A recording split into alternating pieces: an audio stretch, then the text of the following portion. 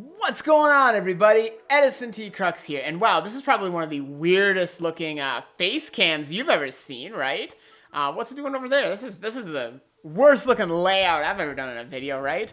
Wrong. This is actually my behind the scenes setup. I'm about to record an episode of my HeartGold Nuzlocke, and I thought I would give everyone a little behind the scenes as to what that looks like when I do it.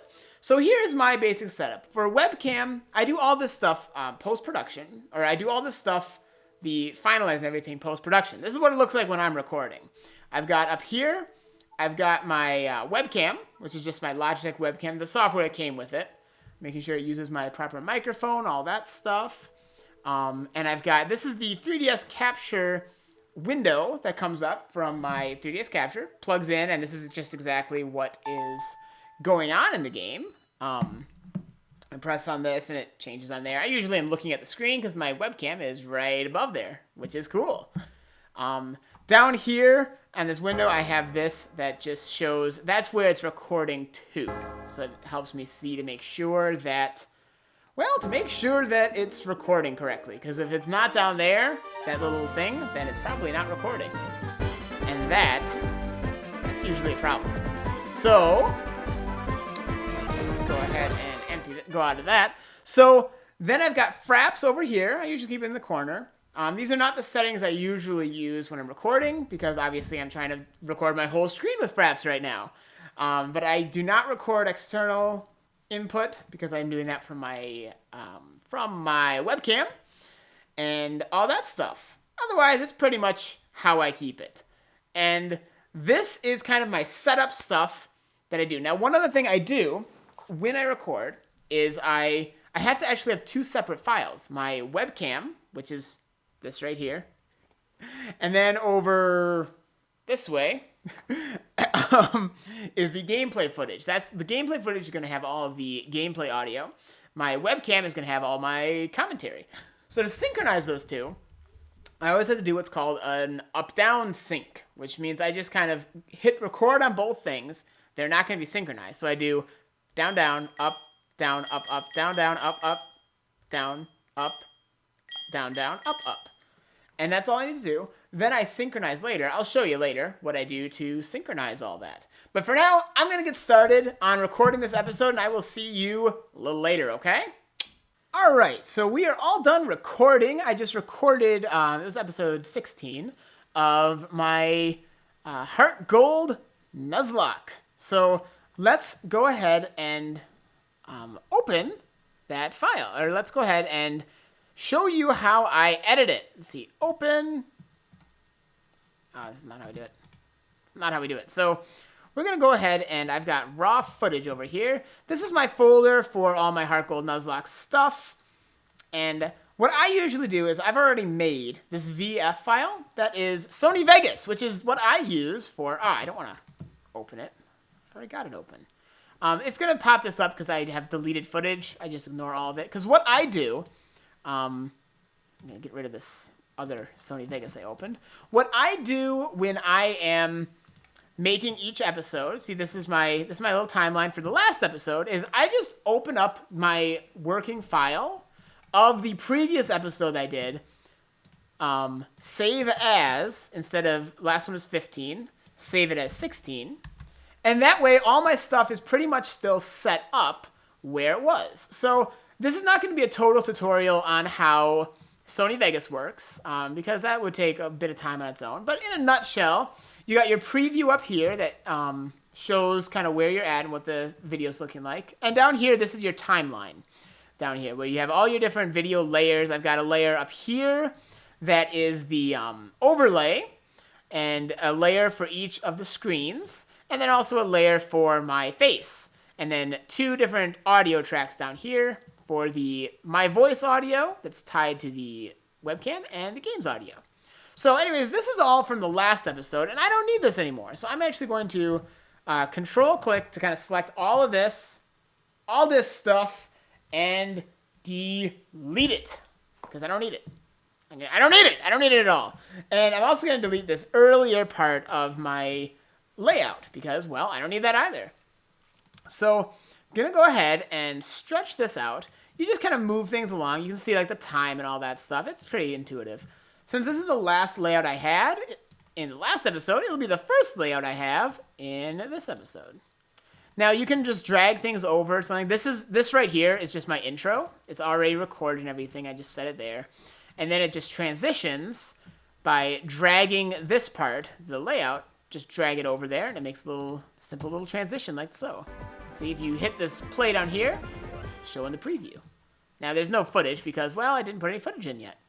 Let's take care of that. So I have my HeartGold raw footage folder. And you can see I have the raw footage from the last episode, as well as the raw footage from this one. So I have HeartGold episode 16, face. Can you guess? That's my face cam. Hey, face cam. And then this is the game. Let's drop that in there. Now, it automatically puts the audio track on the same track. I don't want that. I don't want that. So I can use my little mouse thing, by the way, to zoom in, zoom out real quickly. And now, since there's 2 game windows, I'm going to need to actually click and drag the gameplay one twice, which also gives me a double of the audio track. If you click U, it unlinks the 2. See, so then the audio can move separately. And then I delete that, because I only want 1 audio track for the game, otherwise it echoes. So, while it's building my peaks, that just means it's building those cool little thingy-majigger-my-bobs. I go in. Now, if you look at my little preview window, oh, that looks kind of lame, actually. That doesn't look right at all. Why does that not look right? Well, that's because I need to assign the panning, or the cropping, which just means that on each track, now this video track here is marked bottom screen, so that's the bottom screen. It's already positioned in that spot. I use a different tool, this guy here, to set the positioning. It's kind of cool. I'm not going to worry about that right now, but it's already positioned for the bottom screen. So I just have to hit pan crop, and this lets you kind of crop what portion of the screen you want it to show. Pretty cool. I've already saved the preset 3DS bottom, because I saved it so it automatically crops to the 3DS bottom screen. See? Now you can see up there, that part at least is right, but this is not right at all. So let's go and select the next layer, this top screen layer, which is same actual file it's being drawn from, but I just crop it differently, 3DS top. And now look at that. Now that looks right up there. Actually, oh, it doesn't look right. See, look, there's black stuff over there because I hit 3DS top, and this is a DS game, not 3DS, silly me. So I have a preset for that. I use that if I'm doing a 3DS game. See, so this keeps it so it's all right, and now look at that. Now, at last, it's perfect. So, listen to what I have to say in the game here. Watch this. All right, and this is the start of my recording, which I will be editing, and I have to do my sync first here. So let's go ahead and sync it. So down, down, up. So you see that? I was talking to you in like videoception here. So the way I do this then is I will zoom way in and look at my little audio stuff here. So if you watch where my audio stuff goes, which I will be editing, and I have to do my sync first here. So let's go ahead and sync it. So down, down, up. Now this right here, that's where I'm saying the down, down, the down, up, sync, and whatever is starting. Now you see this little spot shows where I'm at. I can use my buttons to just go 1 or so frames ahead. And I'm watching on the bottom screen up here. I'm watching to see when it actually goes down. Boom, that's the spot. So I'm gonna go right before then, and I'm going to drag this whole thing, the face cam and the voice, until just before I talk is lined up. So that's the really easy way to synchronize it. Let's just watch to make sure that this bottom screen is synchronized. It goes down when I say down, it goes up when I say up. Down, down, up. Up, down, down, up, down. Up, down, down, up, down, down, up. All right, and that's fine. Now I'm going to be silent for a moment as the game starts up. Just like I said, I then usually follow by a bit of silence so that I can easily see where the synchronizing is done. Because you can see here the audio is a big hint as to what's going on. If there's no audio, then something's wrong because I always am talking. So just kind of click along until I find right about shortly before the game loads up. Like right around here. You see, there is where that does that. give it a little bit of leeway because I wanted to transition right into that. So you can just click and drag. Now you don't want to click most of the area here because that actually moves the track. I'm going to Control Z because I don't want to do that. What you want to do is go to the edge and click and drag the edge. That more like crops it. So it keeps everything lined up. The tricky part that you have if you're dealing with a game with 2 screens is keeping the 2 screens aligned. So that can be an issue. So you want to always do this to like crop where it's at as opposed to just moving it like this. That would be no good. You get out of sync. Once you're in sync with that check earlier, you really want to keep there. So then I just click and control click these 2 as well to move them all together because they have to be synchronized. And I just scooch everybody right there. I also like to do a little fade with my audio. The gameplay is taken care of there. And everything should go. So I then just check to make sure that it looks good by setting my cursor thing there and hit play and watch the preview. Hello again, everybody. It is Edison's HeartGold Nuzlocke. All right, looks good. So that in a nutshell is how we do the basic stuff. Now I also like to save. You can Control S to save often, which I recommend doing because every once in a while this game will crash. So you can see I can zoom all the way out and basically see this video as a whole. Pretty cool. I notice, however, though, first of all, I noticed that it's a bit longer, so I'm going to have to stretch my layout because the gameplay footage and such lasts a bit longer than the last episode. So I just got to move that real easy. But look at this. Blank spots.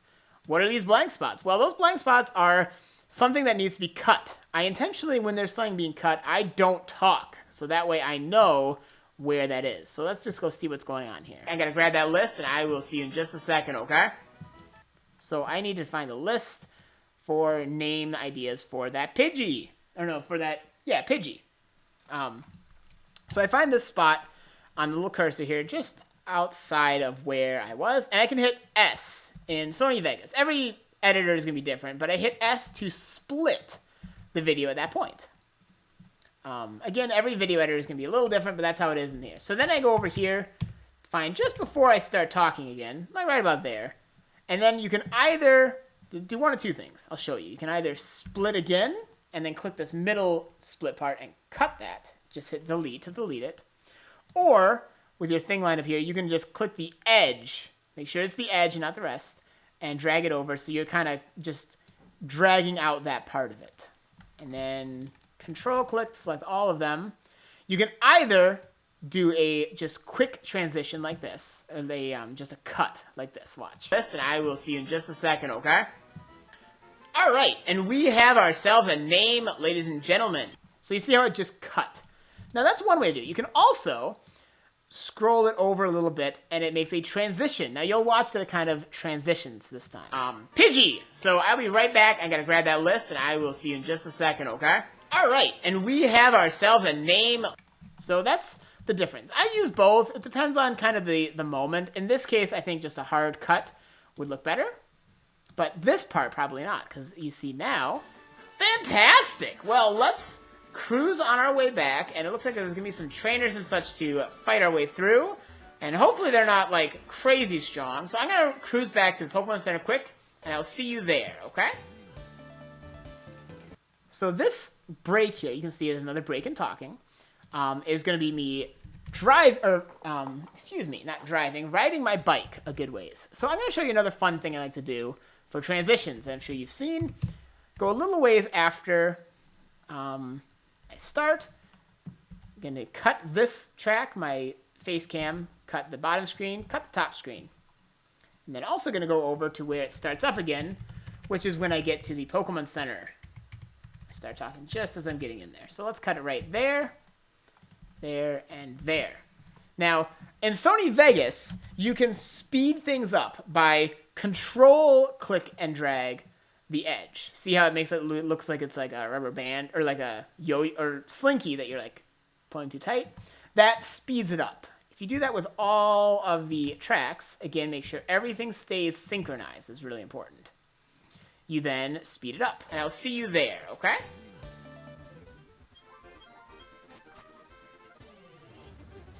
Now, speeding up is kind of fun, but I also wouldn't want to do that for the entire time. So what I do is I speed it up for a couple seconds just to give them an idea of, okay, he's traveling. And right around here, I would cut it again on all parts.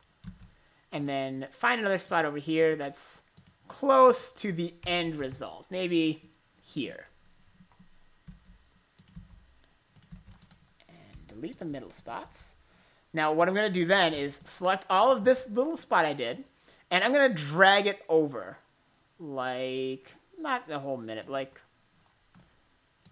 let's say 20. And then do a simple cut here. Now watch what that ends up doing. See you there, okay?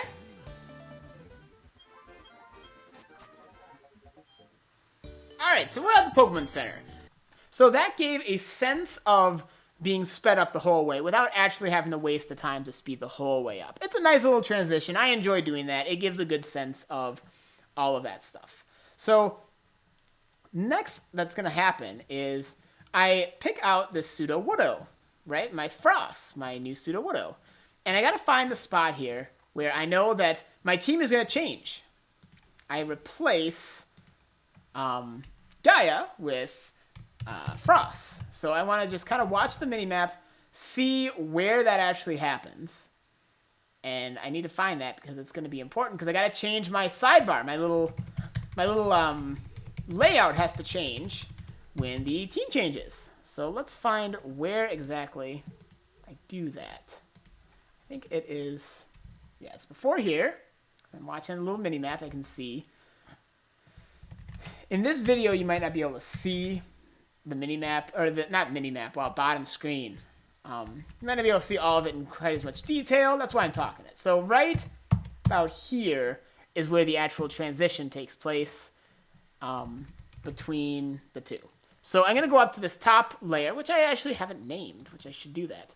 This is going to be layout. I just know it's layout. I haven't named it, but that's fine. Now I'm going to, right at that spot where it's transitioning, I'm going to cut it. So I'm going to hit S in Sony Vegas, S does it, to split it, and then I'm going to delete that rest of it. Whoa, that looks ugly. No layout. Why am I doing this? Well, first I'm going to save so that nothing goes wrong. And I'm going to load up GIMP. GIMP is my image editor. And I'm also going to go back to my HeartGold stuff, and I have HeartGold graphics. This is where I have all of my layouts. Now, I have one master working file for my layout here, and then I have a whole bunch of different ones. The way I handle transitions is simply make a new image and then just transition it. So what changes here is I need to find over here on GIMP. Again, this is not going to be a GIMP tutorial per se, more just a quick behind the scenes. I have a layer for Geodude. That's Gaia is a Geodude. So this layer is going to be made invisible. You could also delete it, but I might need Gaia later, so I'm going to keep it around. Next, I need to, I'll use one of these. Actually, I'll just go to, I have a folder here of all of the different Pokemon graphics. Just really good official artwork of all of the Pokemon graphics of the games. It's official artwork, you know, nothing, don't be using like people's fan-made stuff unless you have their permission. If you do have permission, that's cool. And then you just find the Pokemon you need. In this case, it's Pseudo-Woodo, or number 185. And it's going to be put right here. I like to rename it the name of the Pokemon. Pseudo-Woodo. Perfect. Now, wow, I've been talking too much. This Pseudo-Woodo is too big. So I got to pull out on GIMP, use a scale tool. Hit this little link thing to make sure that the proportions stay the same. And then just shrink them down to where you need to be. That looks good. Now, the layer, yeah, that looks nice. Surprise! The layer is set so it's behind, it's in front of the Pokeball and all that stuff, and behind the name. So that's how it easily looks like that. Let's go ahead then and find my text editing tool and change the name Gaia to Frost. Now, in GIMP, it's kind of quirky. If I were to select the whole thing and write Frost, it would Ignore my text size and font and all that stuff, which is really lame. So the way you got to do it if you want to keep that easily is skip the first letter. Wow. Whoa, my voice is gone. Holy. So keep that G there, type Fraus, and then just get rid of the G. It's kind of gimpy, but, you know, GIMP is free. It's open source, so I'm okay with that. So I save this, and then I need to export this as a JPEG. Now you'll notice I have all these HGNuz layout numbers. And I just find the last one and change it to one number more. Those are all the different changes. Every little thing that changes in this layout is just done in another image. So I go back to my file here. I find the newest layout, which is 22. Put it on my timeline. Then I just stretch it and make a quick transition. Just a 1 minute transition is fine. Or not, I don't even think it's 1 minute. I think it's like a second. It's not, I don't really know what the measurement is, but number 1 on here. You know, mix up the party a touch. You know, it's not, and you see how that worked? If you see, I'll even make this a little bigger so you can see it. Then, when it gets to that part, the image changes, and since the only thing different on the image is Gaia turns into Fraus, you know, mix up the party a touch. You know, it's not like it's permanent. So that's how the movie magic happens right there. So then I just have to stretch this all the way, stretch it all the way to the end. Now there's one more cut I can see here. If you see, there's a spot where I stopped talking, and we all know that ain't right. So let's figure out what's happening. I'll see you then, okay? Now that's another one where I speed up just back to where I was, because you don't want us to be running back and forth the whole way. So I'm going to cut it. I'm going to do a simple transition this time. Find kind of just before I start talking. This is when I'm about to reach Route 37. So I'm going to cut there on all 3 tracks, delete the middle, and then I'm going to, again, control-click all 3 of these so they all stay synchronized, which is really important. And then just drag it over so there's a transition. Now watch how that works. Here I was at, and I'll see you then, okay? All right, back on Route 37. Now, you see, that was a nice, smooth transition. Sometimes hard transitions look nicer, just hard cuts. Sometimes having a little fade-in transition like that looks nice. You just gotta kind of play it by ear. So that, then I can see, is pretty much all the cuts and such I need to do. And I know that was the only change to my party that happened. There's one more thing I want to do that was near the beginning, though. And that is, you'll notice I talk a lot right in the beginning about my party. And I show off the levels I gained. Well, the problem with that, I'm going to make this a little bigger. The problem with that is, oh, the bottom screen is so small in this layout, and if that's the only focus, you know, the bulk of the screen space is nothing really right now. So I like to, when I'm going to do that, switch the two, you might have seen. So here's what I do. I find the spot that's going to start, and I go to bottom screen, split, top screen, split. Okay, I got a split point where it starts. Then I just kind of look until the end of when I'm talking about the bottom screen, which looks like right around here, because I wanted to have it switch before I actually log out. So right around there is good. And split both the screens. Now, I drag the side. Again, this is just like cutting it so I can more easily maneuver things. And I switch the two. And then I drag this back. So they should be completely synchronized. But since this one is cropped to be the bottom screen and this one is cropped to be the top screen, it just switches places. And to make that cool transition I like to do, I have some basic transitions over here, is this spot in Sony Vegas. Most movie editors have it to some degree.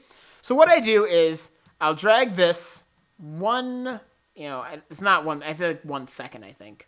1 second over. It should still be synchronized as long as you're just doing the edge and not actually moving the track, which, again, I cannot stress that enough.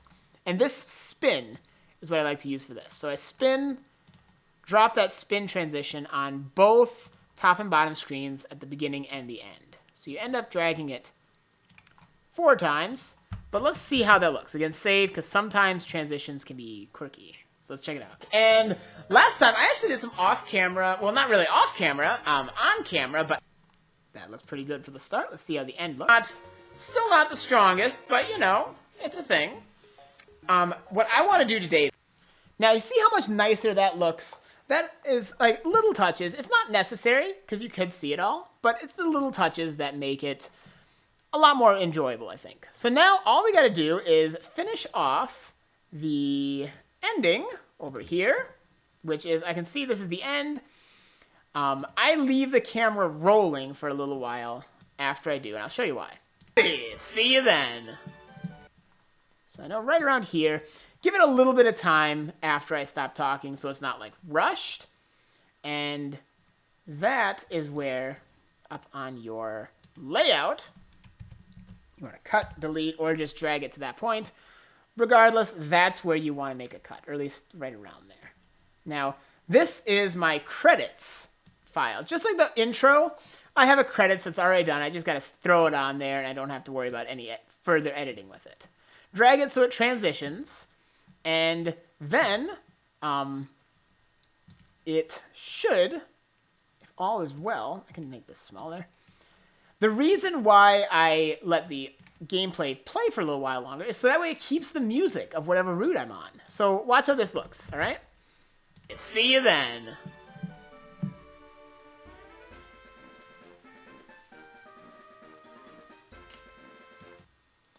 Very cool. So that's why I keep that. And unfortunately, the music I didn't record long enough because, oh, I still need more. Yeah, I still need more before the thing is done, but that's okay. It can fade out. I just do a little fade on the music by dragging the corner, and it looks still all right.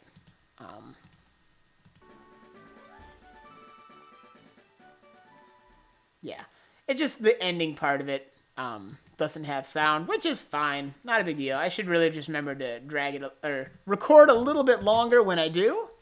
And then that's how we edit it. Then all that's left is I have to render it with all the render settings I got, which just means turning this working file into a final file. And then once that's rendered, then I upload it and all that magic stuff. So this is, in a nutshell, how a Nuzlocke is born, or at least how the video editing part is done. It's a lot more than you might realize, but it's fun work. It's very cool, and I'm glad I got a chance to show you a little behind the scenes. So if you enjoyed this behind the scenes look, leave a like on this video, because that really helps me know that you like it, plain and simple. Also leave your comments if you enjoyed it, because I love reading comments. And if you want to see more behind the scenes stuff, or even tutorials, this was not as much a tutorial, but if you want to see things like tutorials, I could probably do that. So leave those comments, leave those likes. If you want to, share it. And I look forward to seeing you guys next time. Catch you later, everybody.